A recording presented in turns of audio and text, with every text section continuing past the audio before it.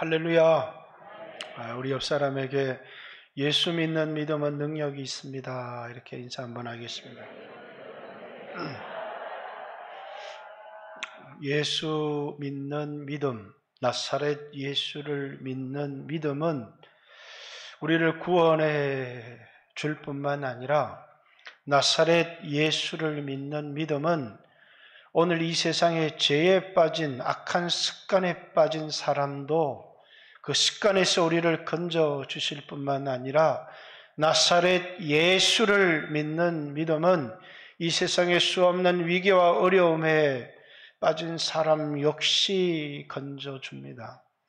나사렛 예수 믿는 믿음이 우리 죽어서 천국만 가게 하는 게 아니라 나사렛 예수를 믿는 믿음은 우리의 모든 더러운 악습을 끊게 하는 능력이 있고, 나사렛 예수를 믿는 믿음은 우리를 위기에서 건지는 능력이 있다. 먼저 이것을 생각하고 오늘 말씀을 들었으면 좋겠습니다. 자, 사도행전은 중요한 설교들이 많이 나와 있습니다. 사도행전 2장의 베드로의 설교, 7장의 스데반의 설교, 그리고 13장의 바울의 설교, 이런 복음 설교들은 굉장히 유명하지만 오늘 나와 있는 이 이방인 고넬료 가정에서 베드로가 고넬료의 집 사람들에게 전한 이 설교는 크게 주목받지를 못합니다.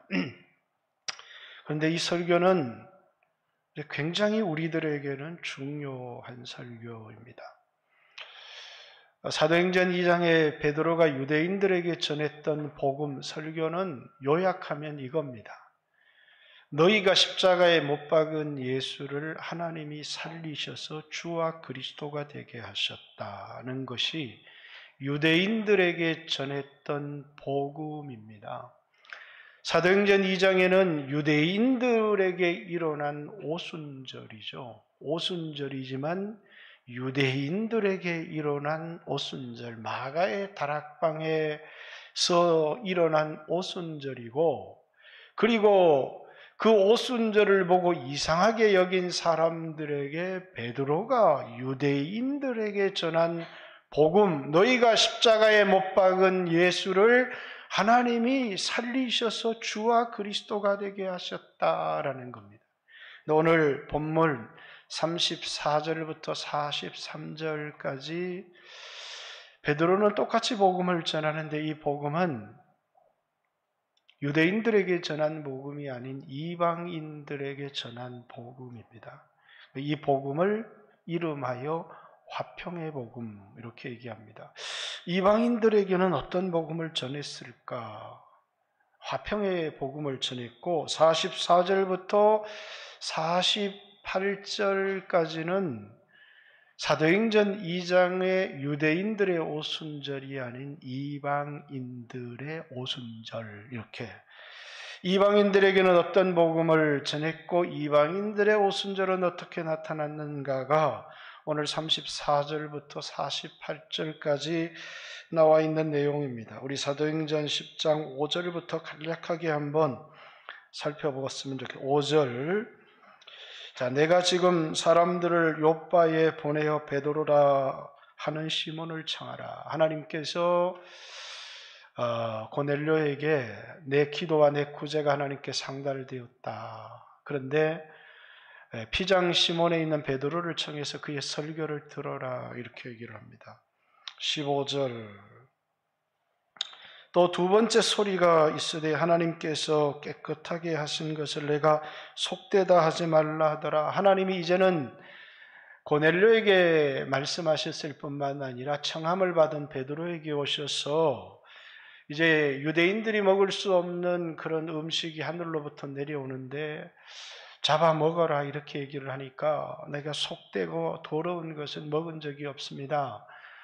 내가 거룩하다고 한 것을 네가 속되다고 하지 마라, 이렇게 하나님이 이제 베드로에게 3번이나 내가 거룩하다고 했는데 네가 속되다고 하지 마라, 이렇게 얘기를 합니다. 그리고 이제 베드로에게 어떤 사람이 찾아오죠. 22절, 그들이 대답하되 백부장 고넬료는 의인이요 하나님을 경외하는 사람이라 온 유대 족속이 칭찬하더니 그가 거룩한 천사의 지시를 받아 당신을 그 집으로 청하여 말을 들으려 합니다. 20절에도 일어나 내려가 의심하지 말고 함께 가라. 성령님이 베드로에게 고넬료의 집에서 보낸 사람을 의심하지 말고 따라가라 해서 고넬료의 집에 들어갔더니 고넬료가 큰 절을 하면서 하나님이 내게 이렇게 천사를 통해서 지시를 했는데 당신을 청하여 하나님 말씀을 들으라고 했습니다. 이렇게 얘기합니다. 28절 자 이르되 유대인으로서 이방인과 교제하며 가까이 하는 것이 위법인 줄 너희도 알거니와. 이제 베드로가 오게 된 경위를 얘기합니다. 이방인이 청했다고 오는 것이 아니라 고넬료가 청했지만 유대인이 이방인과 교제하는 것은 위법이다. 그런데 이제 성령님께서 내게 지시하되 아무도 속되거나 더럽다고 하지 마라. 하나님이 거룩하다고 한 것을 내가 속되다고 하지 마라. 그래서 하나님이 보내셔서 왔다. 이렇게 얘기를 합니다. 그리고 33절 내가 곧 당신에게 사람을 보내었는데 오셨으니 잘하셨나이다. 이제 우리는 주께서 당신에게 명하신 모든 것을 듣고자 하여 다 하나님 앞에 있습니다. 이제 우리에게 말씀하십시오. 하나님이 당신을 통해서 우리에게 하시는 말씀을 들으려고 합니다. 하나님이 보내라고 초청하라고 고넬료에게 말씀하셨고 또 이제 베드로에게 나타나셔서 따라가라고 말씀하셨고 이방인과 유대인들이 교제할 수 없는데 베드로가 이 집에 온 이유가 하나님이 보내서 왔다고 얘기를 했고 고넬료와 고넬료의 온 가족들이 우리는 당신 앞에 하나님 앞에 있는 것처럼 당신 앞에 있습니다. 무슨 말씀을 하든지 하나님의 말씀으로 들을 준비가 되어 있기 때문에 우리에게 말씀하십시오. 당신에게 주신 하나님이 주신 그 말씀을 우리에게 해 주십시오. 그리고 이제 고넬료의 가정에 전하는 베드로의 복음, 그렇죠? 이건 이방인에게 전하는 복음입니다. 34절 베드로가 입을 열어 말하되 내가 참으로 하나님은 사람을 외모로 취하지 아니하시고 이렇게 사람을 외모로 취하지 않는다. 외모는 이제 페이스 얼굴을 얘기하는 거고 취하다는 이제 그 사람을 자기 것으로 삼는다는 거예요. 뭘 보고요? 외모를 보고 자기 것으로 하나님이 삼지 않는 줄 알았다. 이 말은 하나님이 유대인, 이방인을 구별하지 않으시는 줄을 알았다. 그 말입니다. 다시 말해서 유대인이든 이방인이든 믿으면 구원을 얻고 믿으면 의롭다함을 얻고 믿으면 그 믿음이 우리에게 능력이 되어지는 일에는 유대인이건 이방인이건 차별이 없다는 거예요. 복음은 모든 믿는 자에게 구원을 주시는 하나님의 능력이 됨이라. 첫째는 유대인에게요. 또한 헬라인에게다. 유대인이든 헬라인이든 차별이 없다는 겁니다. 로마서 3장 22절에는 뭐라고요? 믿음으로 의롭게 되어지는데 유대인과 헬라인의 차별이 없다는 겁니다. 3장 26절에는 무할례자나 유할례, 할례를 받은 사람이나 믿음으로 구원을 얻는 일에는 차별이 없다. 이걸 화평의 복음 이렇게 얘기를 합니다.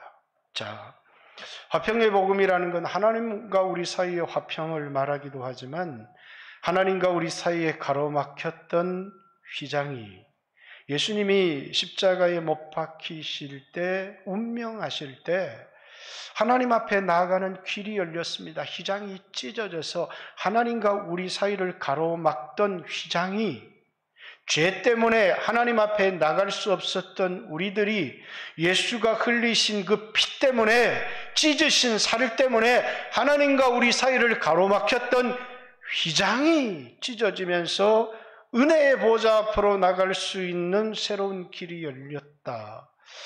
이건 우리가 다 아는 거잖아요. 그죠? 이걸 화평의 복음이라고 말하지 않습니다.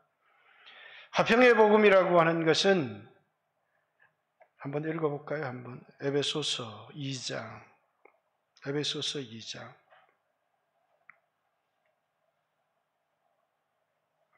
11절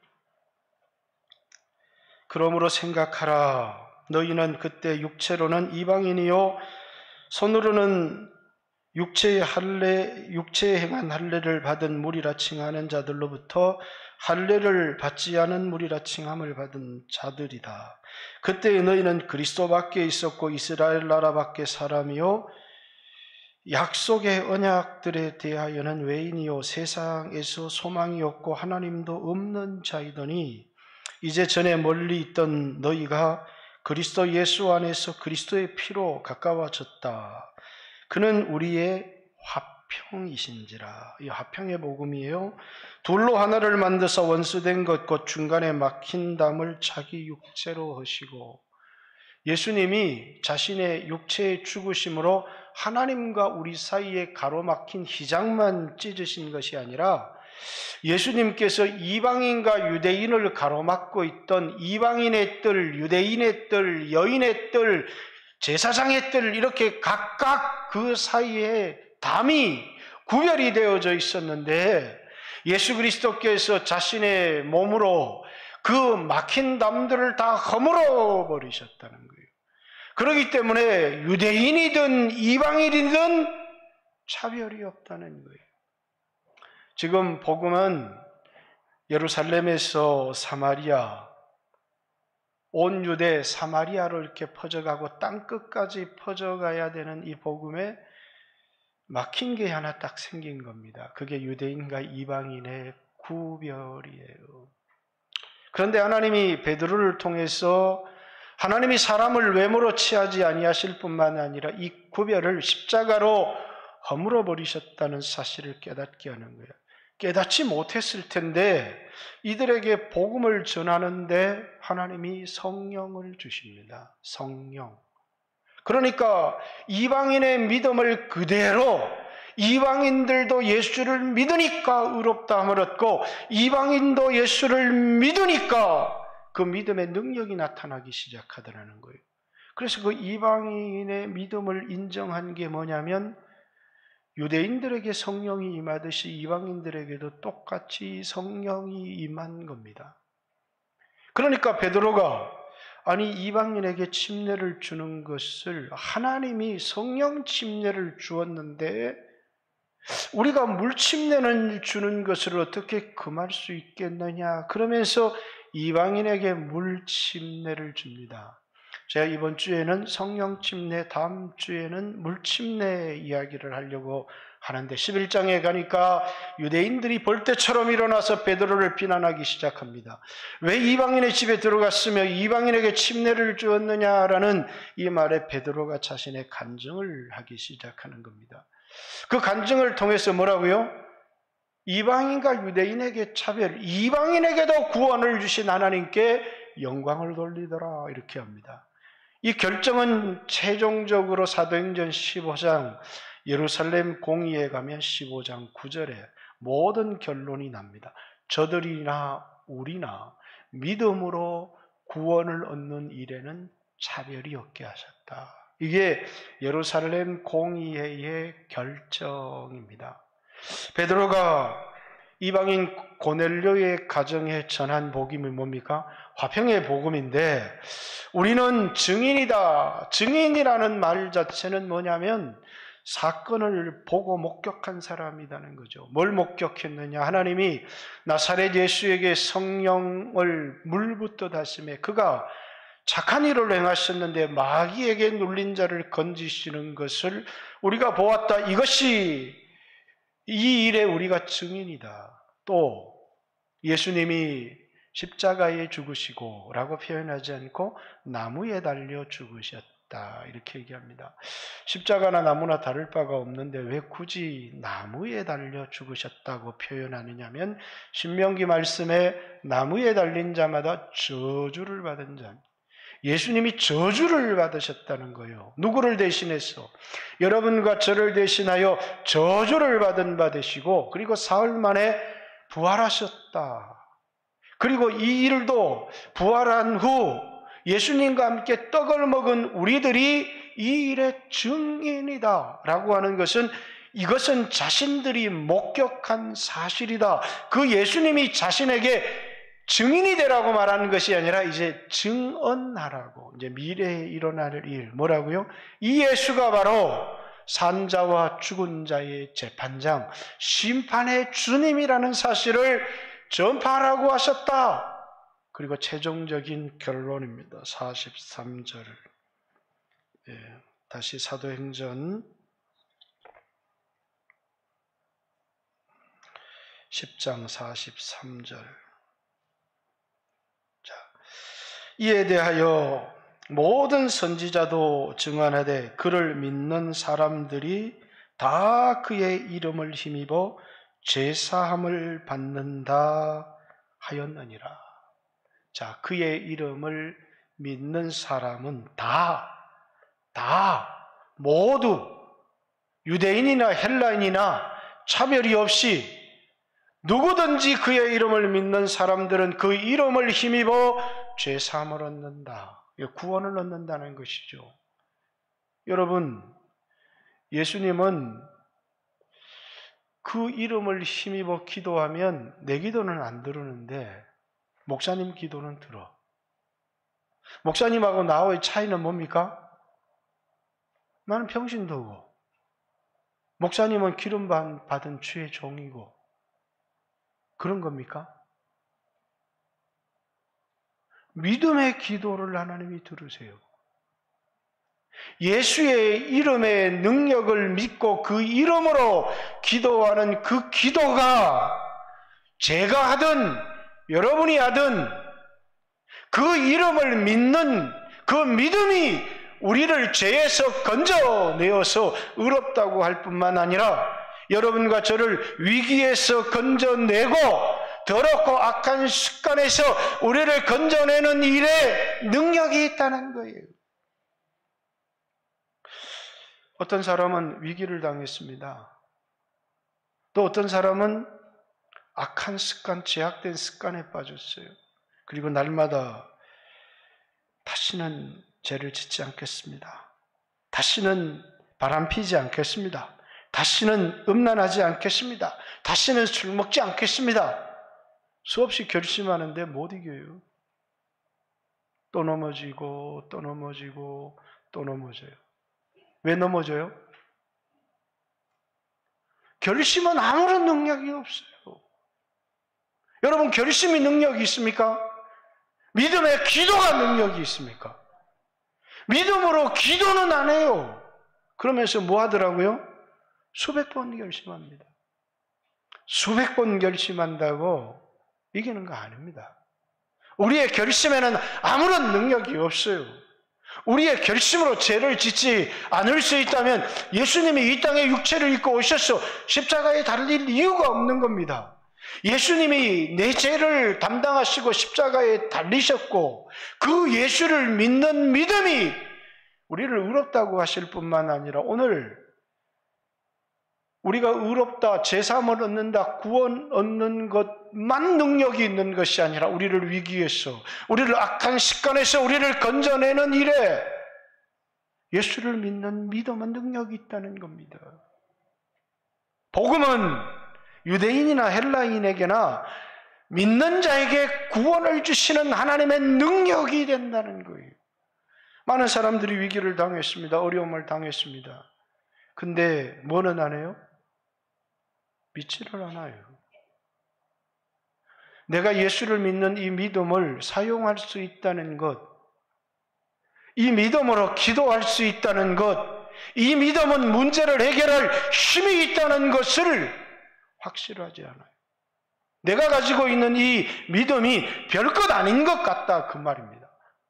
이 땅을 살아갈 때는 아무런 소용이 없고 의롭다함을 받아서 죽어서 천국 갈 때는 효력을 발휘할지 모르지만 이 땅에서는 예수 믿는 믿음이 그 이름으로 드리는 기도가 능력이 있다고 믿지를 않아요.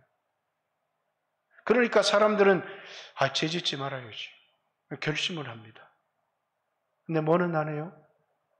기도를 안 해요. 결심은 능력이 없어요. 결심은 내 힘으로 해보겠다는 겁니다. 그러나 기도는 내 힘으로 할 수 없기 때문에 하나님께 기도를 드리는 것이고, 그 믿음의 기도가 우리 마음을 바꾸어 놓아요. 그리고 마음을 바꾸어 놓을 뿐만 아니라 죄를 지을 수 있는 모든 환경을 바꾸어 놓아요. 왜? 구원은 내가 나를 구원하는 것이 아니기 때문입니다. 믿음은 하나님으로 나를 구원하게 하는 것이 능력이에요. 좌절과 절망에 빠진 사람들이 좌절과 절망을 하면서도 믿음을 사용하지 않아요. 나를 위해 십자가에 달린 그리스도가 내 능력이 된다는 사실을, 그를 믿는 믿음이 나를 이 절망과 좌절에서 건져낼 것이라고 하는, 그래서 중독에 빠진 사람들이 있어요. 마약 중독, 음란 중독, 술 중독, 이미 중독에 빠진 게임 중독, 컴퓨터 중독, 핸드폰 중독. 그래서 오늘날 이 시대를 중독의 시대라고 그래요. 얼마나 많은 사람들이 다양한 중독에 빠져 있는지 몰라요. 중독됐다는 얘기는 뭐예요? 내 힘으로 벗어날 수 없다는 겁니다. 마귀에게 사로잡힌 것처럼 세상의 쾌락에, 세상의 문화에, 그 어떤 것에 붙들려서 스스로의 힘으로 나올 수 없는 상태를 중독되었다는 거예요. 아마 많은 성도들이 하나님의 자녀이면서 중독에서 벗어날 수 없는 사람들이 너무 많은 거예요. 그래서 그것 때문에 뭡니까? 좌절하고 절망하는 사람들이 많아요. 목사에게만 믿음의 능력이 있는 것이 아니라, 유대인에게만 믿음은 구원의 능력이 있는 것이 아니라, 누구든지 믿는 자에게 이 믿음, 예수 믿는 믿음은 우리에게 능력이 된다는 사실을, 우리를 구원하는 능력, 우리를 의롭다 하는 능력, 우리를 병에서 건져내는 능력, 우리를 수 없는 위기 가운데서 건지는 능력이 된다는 사실을 믿어야 된다는 거예요. 모든 사람에게 그 믿음은 능력이 돼요. 그런데 여러분들이 다 예수를 믿는데 이 믿음이 진짜인지 가짜인지, 나는 믿는데 이 믿음을 하나님이 인정해 주시는지, 이 믿음을 하나님이 인정해 주시지 않는지, 나는 믿음으로 기도했는데 그 믿음이 가짜면 효력을 발휘할 수 없잖아요. 그죠? 비슷하지만 가짜는 어떤 효력도 발휘하지를 못해요. 똑같이 아브라함을 닮았지만 이삭은 믿음으로 난 사람이고 거기 능력이 있어요. 언약이 있고. 이스마엘은 거기는 아무런 능력이 없어요. 외모는 똑같고 똑같은 환경에서 자랐지만 하나는 진짜고 하나는 가짜다, 그 말입니다. 그럼 여러분이 가진 믿음은, 내 믿음이 진짜라는 사실을 어떻게 증명할 수 있을까라는 거예요. 하나님이 여러분의 믿음을 증명하는 게 뭐예요? 성령의 인치심이에요. 성령으로 인을 딱 쳤다는 것은 하나님이 너는 내 거, 이렇게 딱 하나님의 소유권, 마치 소 엉덩이에 불로 확 찢어서 소유를 표시하듯이 하나님께서 사단에게, 마귀에게 이건 내 것이다 하고 딱 인을 친 것입니다. 그 인침을 신앙마다, 교단마다, 목회자마다 다르게 쓰지만 그냥 성령이 임했다라고 말하기도 하고, 어떤 사람들은 성령 침례라는 거예요.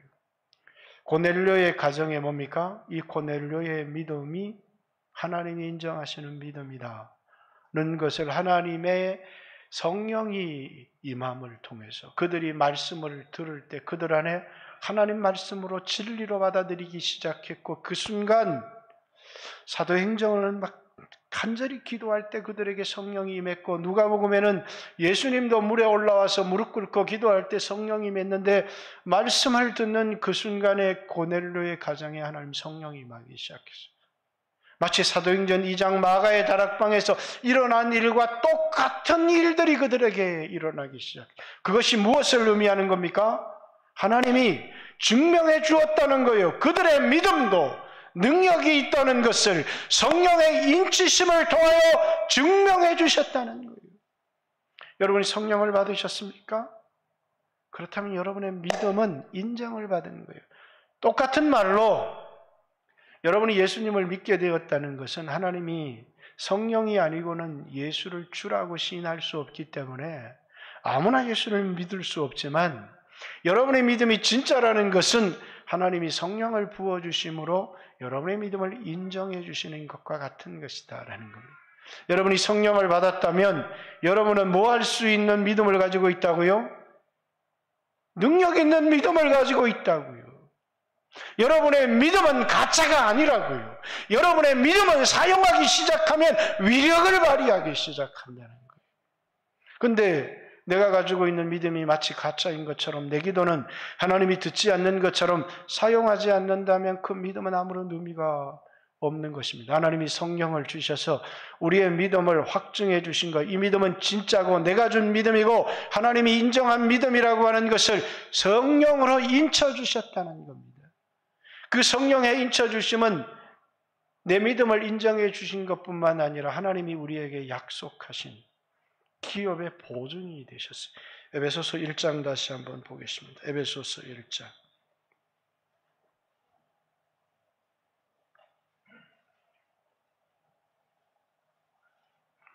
13절 같이 한번 읽습니다. 시작. 그 안에서 너희도 진리의 말씀 곧 너희의 구원의 복음을 듣고 그 안에서 또한 믿어 약속의 성령으로 인침을 받았으니. 14절 이는 우리 기업의 보증이 되사 그 얻으신 것을 속량하시고 그의 영광을 찬송하게 하려 하십니다. 하나님이 우리에게 성령을 주신 것은 첫 번째는 우리의 믿음을 인정해 주신 것이고, 또 두 번째는 우리에게 약속하신 기업의 보증. 우리가 은행에 가서 돈을 빌리려면 집을 담보해야 되잖아요. 그 담보를 보증이라고 합니다. 성령님이 자기를 보증하셨다는 것. 하나님은 우리에게 하신 약속, 우리가 기도하면 응답해 주시겠다는 믿음의 기도는 하늘문을 열기도 하고 하늘문을 닫기도 하고, 믿음의 기도는 병든 자를 일으키기도 하고, 믿음의 기도는 환경을 바꾸기도 하고, 믿음의 기도는 힘이 있다고 우리에게 약속하셨다면 하나님이 그 약속의 보증으로 우리에게 성령을 주셨다는 거예요. 담보물로 하늘의 기업을 우리에게 약속하셨는데, 에베소서 1장에 그 기업의 풍성함이 어떠한 줄 너희에게 알기를 원한다. 하늘에 우리에게 약속하신 그 기업을 반드시 우리에게 주시겠다는 보증, 담보로 우리에게 성령을 주셨다. 뿐만 아니라 성령은 우리가 이 세상을 살아가는데 하나님의 능력으로 살아갈 수 있도록, 성령은 예수 믿는 사람들에게 그 사람들을 인도할 뿐만 아니라 하나님 능력으로 살아갈 수 있도록 하나님이 우리에게 부어주신 것. 우리 힘으로는 말씀을 지킬 수 없지만 하나님이 우리에게 성령의 충만함을 주심을 통하여 말씀을 지킬 수 있고 하나님을 기쁘시게 할 수 있는 삶을 살아갈 수 있도록 하나님의 백성에게 주신 최고의 선물이 성령입니다. 믿는 자의 받을 성령. 그것은 세상은 성령을 알지 못하지만 예수를 믿는 사람, 그 믿음이 인정된 사람에게 하나님이 성령을 선물로 주시는데, 그것을 요한복음 7장 37절에는 아직도 아무에게도 성령 내리신 일이 없지만은 예수님이 십자가를 영광을 지시지 아니하신 거로 아직도 아무에게도 성령 내리신 일이 없다. 그러나 이 성령은 믿는 자에 받을 성령, 하나님이 믿는 자에게 주신 최고의 선물이 성령이라는 거예요.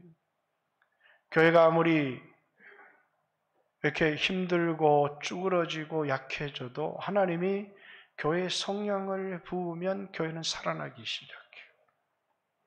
아무리 낙심하고 절망하고 병든 사람도 하나님께서 성령을 부으면 그는 다시 살아나기 시작해요. 왜? 성령은 살리는 영이시기 때문이에요. 성령은 우리를 죽음에서 일으키시는 영이시기 때문이에요. 성령은 우리를 다시 세우시는 영이시기 때문이에요. 그래서 에베소서에는 성령의 뒤에 붙은 세 가지 동사가 있어요. 살리시고 세우시고 일으키시는 성령이에요. 교회를 살리시고 세우시고 일으키실 뿐만 아니라 믿는 자를 세우시고 살리시고 일으키시는 이가 성령이시다는 거예요. 그래서 에베소서 누가복음 11장에도 구하라 찾으라 두드리라. 하나님이 구하고 찾고 두드리는 자에게 마태복음은 좋은 것 주시지 않겠느냐 그랬는데 성령 주시지 않겠느냐 이렇게 얘기한 겁니다. 하나님이 우리를 살리시기 위해서 아들 예수 그리스도를 보내주셔서 우리의 모든 죄를 대속하셨고 그 예수 믿는 자에게 성령을 주셔서 성령의 능력으로 세상을 이기며 살아갈 수 있게 해주셨다는 거예요. 우리 결심도 해야 돼요. 그렇지만 우리로 담대하게 믿음으로 세상을 살아갈 수 있도록 하시는 이가 성령이십니다. 그래서 초대교회 성도들도 그들이 위협을 받기도 하고 위기 가운데 처할 때마다 그들이 간절히 기도했더니 하나님이 그들에게 성령의 충만함을 주시고 그들이 마음의 담대함을 얻어서 나가서 복음을 전파하니라 이렇게 얘기를 합니다. 사랑하는 성도 여러분, 오늘 우리의 마음의 문제는 아마 예수를 믿는 믿음이 우리가 너무 약해졌기 때문이고 또 하나님이 믿는 자에게 부어주시는 그 성령이 우리 가운데 메말랐기 때문이라고 생각합니다. 다음 주에 물침대가 있기 전에 하나님은 유대인들에게 원래 회개하고 예수의 이름으로 침례를 받고 죄사함을 얻으라. 그리하면 너희에게 성령을 선물로 주시리니 이것은 유대인뿐만 아니라 멀리 있는 이방인뿐만 아니라 역사를 달리하여 오늘 우리들에게도 하신 약속이다. 이렇게 오늘 여러분이 위기 가운데 있습니까? 여러분의 힘으로 일어설 수 없습니까? 예수 믿는 믿음은 능력이 있습니다. 그 예수 믿는 믿음은 하나님이 우리에게 성령을 부어주시는 근거가 되어집니다. 성령의 충만함을 입고 우리 영광교회 모든 성도들이 오늘 이 시대 많은 교회들이 가짜 믿음을 가졌든지 믿음을 가지고 있어도 하나님이 인정하시는 믿음을 가지고 있다고 할지라도 그 믿음이 얼마나 능력인지 알지를 못해서 그냥 그 믿음을 주머니에 넣어놓고 쓰지 않는 사람, 그 믿음을 사용하기 시작하면 그 믿음의 역사하는 것이 성령이 역사하시기 시작한다는 거예요. 그 성령은 하나님의 능력이에요. 두나미스라고 해서 하나님의 능력이 내 삶에 역사하기 시작한다는 거예요. 오늘 우리가 얼마나 연약한 줄 알잖아요. 죄를 이기는데 우리는 너무 연약합니다. 우리 환경에 여러 가지 위기와 어려움 우리가 헤쳐나가는데 우리는 너무나 연약합니다. 그러나 우리가 물침례를 받는다는 건 교회에 소속된다는 거고 공중 앞에 우리의 신앙을 고백한다는 의미를 가지고 있지 성령의 침례, 성령의 충만함을 받지 못한다면 우리 신앙은 무기력하기만 합니다. 다음 주에 침례식을 행하겠지만 여러분 모두에게 정말 하나님의 성령의 충만함을 얻어서 오늘 이 시대 우리 영광교회가 부흥하기를 원하고 힘있게 성령의 능력으로 여러분의 신앙을 승리할 수 있는, 그래서 예수의 피를 힘입어 그 예수의 이름을 힘입어 성령을 받고 그 성령의 능력으로 승리하는 귀한 성도들이 되시기를 주님의 이름으로 축복합니다. 한번 따라하겠습니다. 내 믿음에는 능력이 있다. 내 믿음에는 능력이 있다.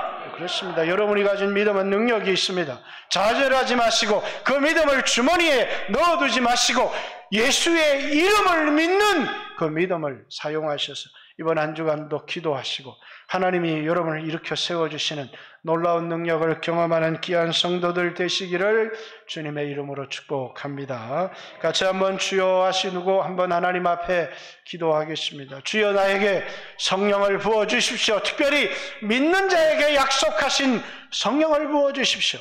오늘 병든 자는 기도합니다. 하나님, 믿음으로 간구합니다. 이 믿음의 기도가 나를 병에서 일으켜 세워주시기를, 이 믿음의 기도가 나를 절망에서 일으켜 세워주시기를 같이 한번 주여 하시고 한번 하나님 앞에 기도드리기를 원합니다. 여러분의 믿음이나 유대인의 믿음이나 저의 믿음이나 아무런 차별이 없습니다. 그 믿음의 능력이 있는 것이지 사람에게 능력이 있는 것, 외모의 능력이 있는 것이 아닙니다. 주여 하시고 같이 기도합니다. 주여